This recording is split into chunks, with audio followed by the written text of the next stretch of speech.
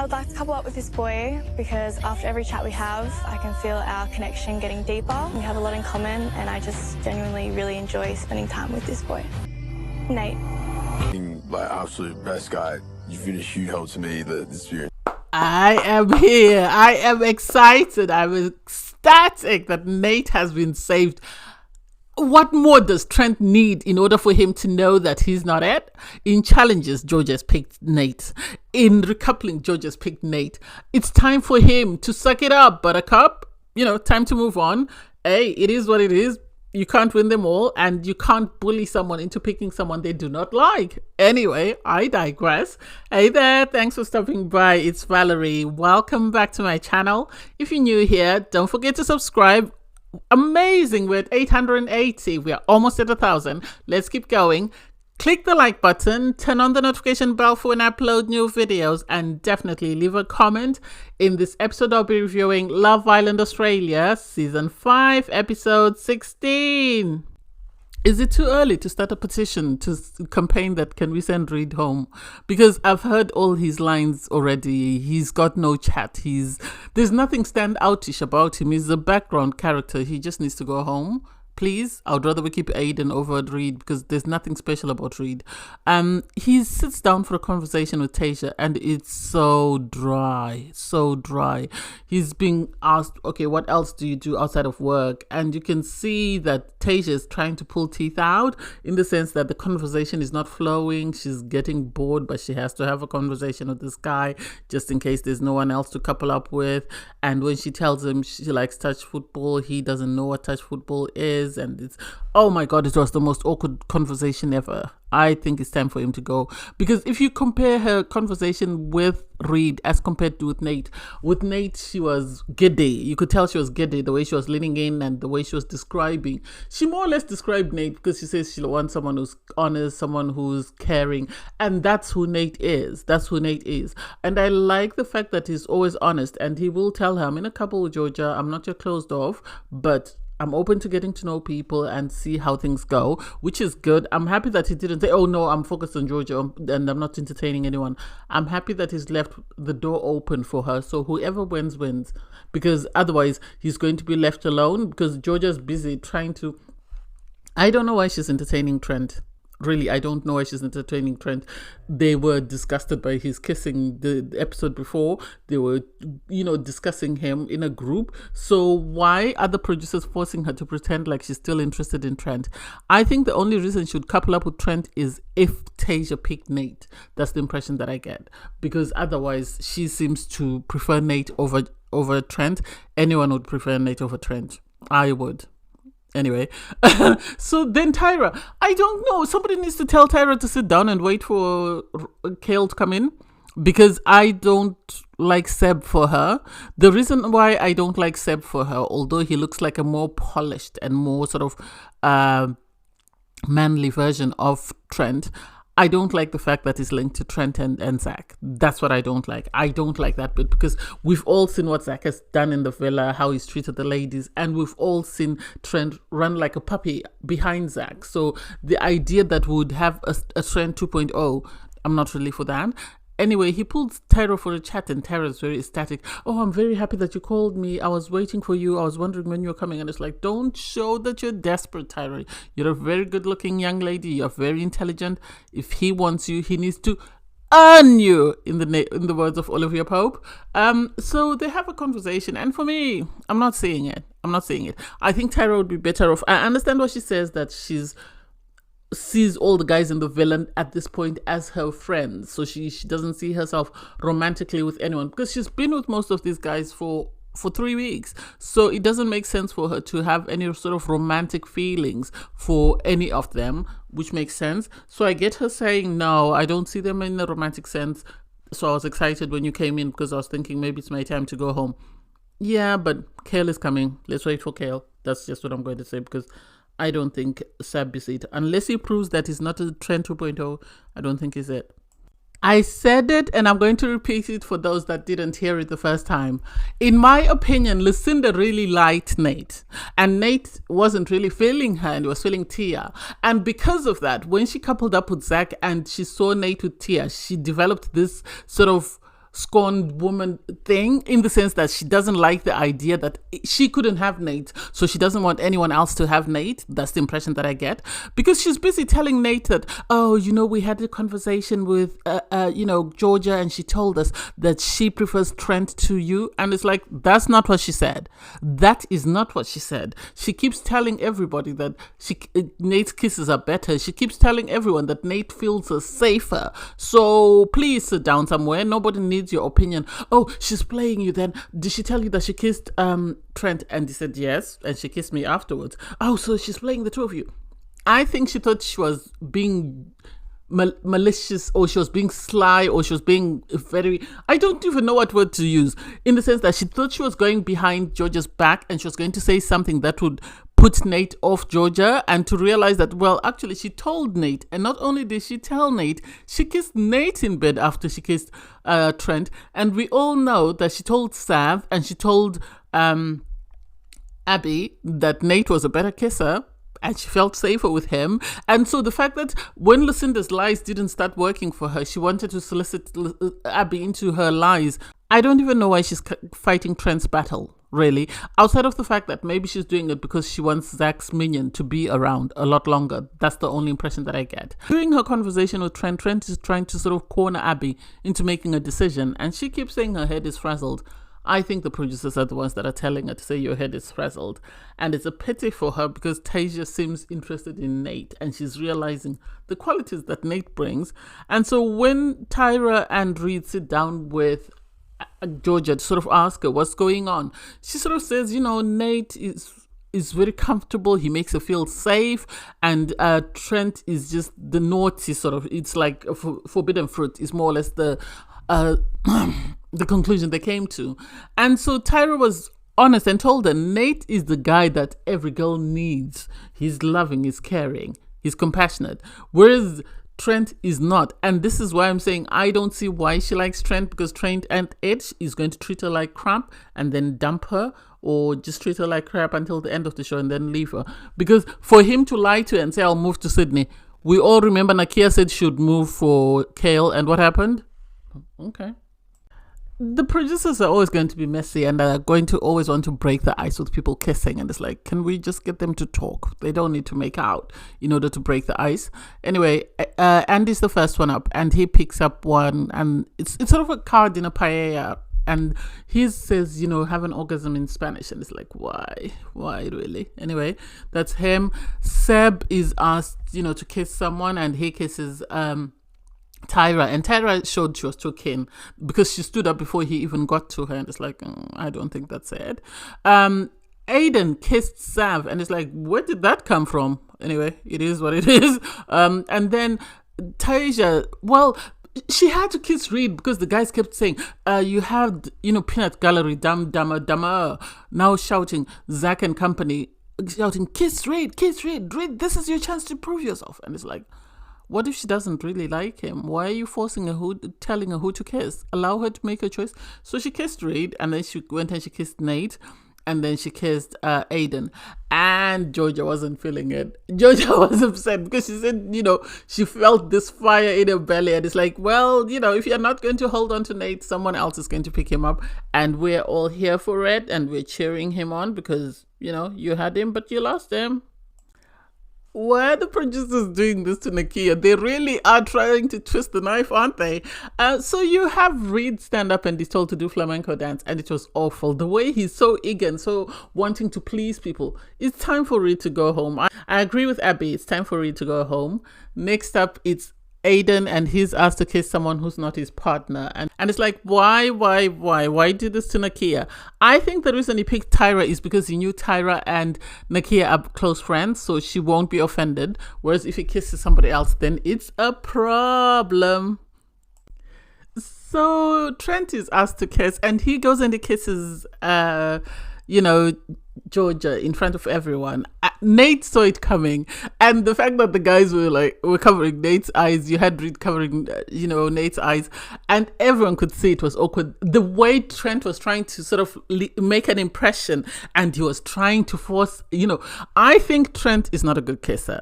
I think somebody should have taught him by now. I think kissing all the girls in the villa by now, you'd have expected him to have learned a thing or two. But it seems he's not learned anything, because you can see even after the kiss that, well, he says this had more feeling in it. It was different from kissing 7. It's like, oh, it is what it is. Next up is Georgia. She's asked to kiss someone, and she goes and she kisses Nate. And it's like, okay, this is the second time in a challenge that she's picked Nate. Her excuse is it was a tactical move on her part because she wanted to kiss them both back to back and see which one felt better. Okay, we'll see what happens. I don't think Trent is it, but if she picks him, then she deserves what she gets. Well, look what's happened now. Because she's kissed both boys back to back, now she feels Nate is the one she's more bothered by, in the sense that she wants to rip his clothes off. And you have the guys in, dumber.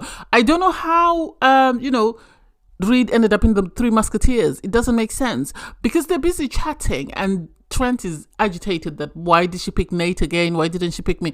Maybe because she doesn't feel anything with you. Maybe because your kissing is terrible and all the girls in the villa know that. And so for them to then, for Zach to say, oh, you might have to throw Nate under the bus. Why is it? Because they're not good enough. They keep throwing Nate under the bus. If you're good at your game and you know what you bring to the table, you do not need to throw someone under the bus. And then Reed is, oh, I will be going for Tasia. So their idea, I wonder what happens when Nate goes home. Because it seems every girl that Nate is interested in, they have to throw him under the bus so they can win the girl. So if Nate goes home, what happens then? Are they going to be throwing each other under the bus then? Make it make sense? I don't get it, and I'm getting so frustrated with it. And I don't want to say it's a race thing, but why is it? It's only Nate that they target. Why don't they target anybody else? Because that's the way it's starting to seem. When all the other guys are interested in a girl, they don't bother. Why are they not going after Nakia? Why are they not going after Abby? Why is it only all the girls that Nate likes are the girls that they chase after? Make it make sense? Make it make sense? So the Islanders go to sleep, and surprise, surprise, Nate and Georgia are busy making out. Zach and Lucinda, for people who've just come from the hideaway, I don't know how they can actually have sex in a room full of people. Make it make sense. Make it make sense. I don't get that. And Nakia is living her best life. As she says, bedtime is now her favorite time in the villa. So in the morning, obviously, Nate and Georgia are making the bed. And then Zach tells Trent that, apparently Georgia was telling the girls that Nate is her favorite. And so they are now targeting her. Zach and Trent are now targeting her because they're saying, we're going to have to show her what's what. And it's like, who told you you're the bosses in the villa? You haven't learned your lesson from the fallout after the Abby incident. You want to start another incident. Okay, maybe it's time for you to pack your bags and go home. Lucinda, it's time for you to go home since your man will be going home. And then, the girls are having a chat. Lucinda wants to know what's happening with everybody else. She wants to be the favorite couple because she's asking Nakia, what happened in bed yesterday? What were you doing? Oh, do you do anything in bed? And it's like, what business of yours is it? If you stopped messing about in bed, maybe you'd hear what they're doing. Until then, please keep quiet. And Trent and Zach are not the best of friends. I wish, if nothing else, Seb would step away from them and be friends with the other guys in the villa, because Aiden, I think, is a great guy. Andy comes across great. Nate, oh, you know how I feel about Nate. I love Nate. But hey, it is what it is. Let's see how far down the rabbit hole they're going to take him. The desperation in the villa is real because you have Trent pull Georgia for a chat and he tries to corner her. He has one of the guys in the bedroom, I think, sort of as his support system to sort of guide him to try and corner Georgia to make a decision. And it's like, why? And I think she's just telling him what he wants to hear, whether it's because the producers have told her to say so or whether it's her, because she told him that, my friends would say PQ because you leave me hot and bothered. But you said these cases weren't it, and you said you wanted to rip Nate's clothes off after the kiss when you told the girls. So which girls are you telling that he leaves you hot and bothered, or is he making it up? I think he's making it up. I think he's trying to sort of make himself seem better than he is. He knows he doesn't have game, and he knows that sadly Georgia can see through it. And so I don't know why he's wasting his time. I know somebody said Nate always puts in a lot of work at the start and then he relaxes. I think it's because he puts in the work and then he sees if it's reciprocated. If it's not, then he takes a step back and waits for people to do what they need to do. Because I remember him saying to Georgia, the goal of Love Island is to get to know people. So I am not going to stop you from getting to know people. Even Abby said, Nate said he's happy for me to explore connections. If it works with somebody else, hey, if I come back, I come back. So I think that's what he's doing. I think he's not going to put all his eggs in somebody's basket only for his heart to be broken. So I think he puts in the effort to see if the other person is going to put in effort. If they don't, then he takes a step back and he waits. Tyra receives a text message that she needs to go on a date, and everybody's sort of taken aback that who's she going on a date with. But I think we all know that it's most likely Kale, since he regretted not pursuing his connection with her on his way out. And then you have Abby dress up, as a bombshell, and they try to play this trick and whatever. I think Seb just tried to talk to her just because he realized that, Tyra was going on a date and most probably would be taken by somebody else. So he's now looking for a plan B. I think his first conversation with Abby had put him off Abby completely. So he's just humoring her so that he can stay in the villa. But I don't think he's as into her as he is into Tyra. So I don't know. We'll see. At times I do these reviews and I come up with these thoughts and I make these comments, and then when they happen I'm like, did someone from this show listen to my review and suggest this or what? Because Kale and Tyra have a conversation. Obviously they go on their date and they both own up that Tyra says she took a step back because she was trying to protect Ben's emotions, and also she didn't want to rock the boat with Nakia and Kale. And I remember she said it at the time, and I said they should have still tried to pursue that. Kale on his part as well had people telling him, says he had people telling him what to do. And in my opinion, the people telling him was Zach and Trent. That's my opinion. Zach and Trent were the vocal ones. They're the ones that didn't want to see Ben go home. So they're the ones that would have been pushing for, Kale to pursue things with Nakia because Nakia was single. So for Tyra to get a text message to say, do you want to couple up with Kale or not? I would rather she couple up with Kale than with Seb. That's just my opinion, because Seb is just a minion to Zach, and whatever Zach wants is what is going to be pursued. So I'm happy with that. Let them deal with the fallout afterwards, but I'm happy that she put herself first and she picked Kale. I don't know how Nakia will feel, whether this will affect their friendship, but hey, she has to put herself first at some point, because she's already taken a step back for Nakia. She can't continue to take steps back for other people and not put herself first. So Aiden receives a text message to say that Tyra is recoupled, and everybody's shocked because they don't know who she's coupled up with. And so they all want to know how she went from, Seb is sort of saying, how did she go from saying she would couple up with me to suddenly coupling up with somebody else? And it's like, well, you're the only option for her. She said everybody else was her bro. So now the person that she's really been interested in is back. She's going to couple up with that person. And I think the only reason why Seb pulled Sav for a chat was because he realized that his number one pick had gone and everybody else seems to be in couples, and so he decided to go for Sav. And I don't know whether he's genuine. I don't know. I really don't know. I'll see what happens, obviously, at recoupling. The Islanders get their drinks and sort of receive a text message that there will be a recoupling. And obviously, the two new bombshells will get to pick first. And it's like, oh, it's about to be messy. So everyone is speculating who they're going to pick. And the fact that, Trent is trying to convince Tasia who to pick makes no sense, in the sense that I feel like he was trying to push her to pick Nate because she said her two are Nate and Reed. So he wants her to pick Nate, because if she picks Nate, that means that Georgia is free and he can get Georgia. And it's like, why would you want to cheat? Why can't you win someone on your own merit? Why is it every time you have to manipulate situations in order to win? Even Zach was, Georgia asked me who should I go with, and I told her I heard one person makes you feel safe, the other one, there is a spark, so I'd rather go with the person with the spark. And it's like, well, after kissing Nate, she said she wanted to rip his clothes off. So how does she have a spark with Trent again? Make it make sense?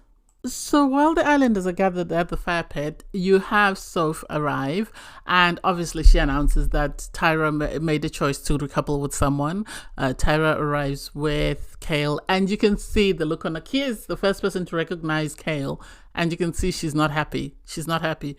One, because of how things ended with Kale, in my opinion, and two, because Tyra is her best friend in the villa, so the idea that they will be sort of swapping guys, I think, is what the problem is going to be. But Tyra did try to say to her, we'll chat afterwards, and so hopefully Nakia gives her room to chat. So then we have the two bombshells, Tasia and Seb pick.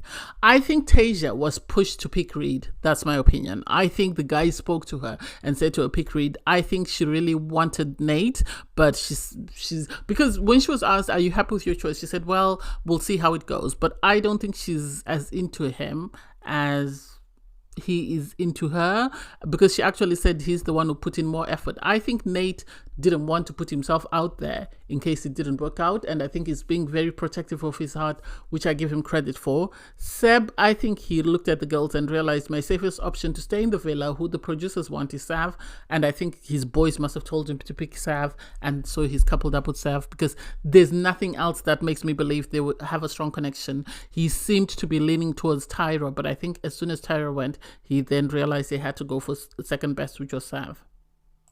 So Lucinda picks Zach. Am I surprised? No, she's a glutton for punishment, so she'd rather continue to have, I don't know whether the sex is amazing, that's the reason why she's picking him, so she'd rather put up with the way he treats her. He's asked, oh, she's getting amazing with the speeches, and he went, well, I would be amazing if I were picking me. And it's like, oh, you're too full of yourself, aren't you? Anyway, next up is Nakia. Nakia is still seething from the fact that Kale is back. She didn't expect that. That was a blindside on her part. It seems the Love Island Australia producers have decided to take a page out of the Love Island UK producers who brought back Molly. Anyway, Nakia picks Andy. Am I surprised? No, we all know she really likes Andy. Kale felt some type of way, and it's like, oh, it is what it is. Then it's Georgia. Oh my God, standing ovation. Oh my God, round of applause. Oh my God, I'm so happy because they tried to make it seem, I said this before, that she wasn't into Trent as much as they made it seem, and I feel like the producers kept pushing her to be in this love triangle. Then they tried to force a love square, but she was always feeling Nate, and so she gives this speech. She makes me comfortable. It makes me, every time we talk, and it sort of gave the impression that she was going to pick Trent, and then she picked my guy. She picked Nate. Good guys do win at times, and I wish we'd zoomed into Zach. Zach, it must be eating him alive. It must be eating him alive because he was really trying to screw up Nate, and Nate won. You can obviously see that the producers are picking their favorites. They have their favorites, which are, in my opinion, Sav, Zach, and Trent. And so they're going to manipulate Islanders to make sure that they keep those people in the villa, because if they really wanted to be dramatic, they could have left Trent and Nate for the final two, but no, they had to leave them in the final three. That way they had Georgia pick whoever she wanted, and they didn't want her. She had played along that she was interested in Trent, but she didn't want to be the one who chose who went home. And because they wanted to save Trent, this is why they had her go first. And once she had picked Nate, they then told, in my opinion, Abby that she needed to save Trent, because I don't see any reason why Abby would save Trent over Aiden. I think Aiden was a better guy, and you could see she was really upset and very distraught. The same thing happened with Tia when she was made to pick Zach. She wasn't happy with that, but she still went ahead with it. I don't know why we need Trent in the villa, really. He's just boring. He's just a sidekick. He's just a yes man to Zach and does everything Zach wants, unless that's the reason why they're saving him in the villa. But anyway, I digress. Apparently there's a new girl coming in, Chloe, so we'll see what happens with her. But I'm happy that Nate has been saved, and this should be enough for Trent to realize that he's not it, because in challenges she's chosen Nate. In recoupling, she's chosen Nate. What more does he want? What more does he need? I have a feeling they're going to try and agitate her and make her very upset for choosing Nate, or make her feel guilty. That's the impression that I get, but I don't know. We'll see what happens. Thanks guys for watching. Please don't forget to like, share, comment and subscribe. Click the link in my video to watch my review from episode 15. Bye guys.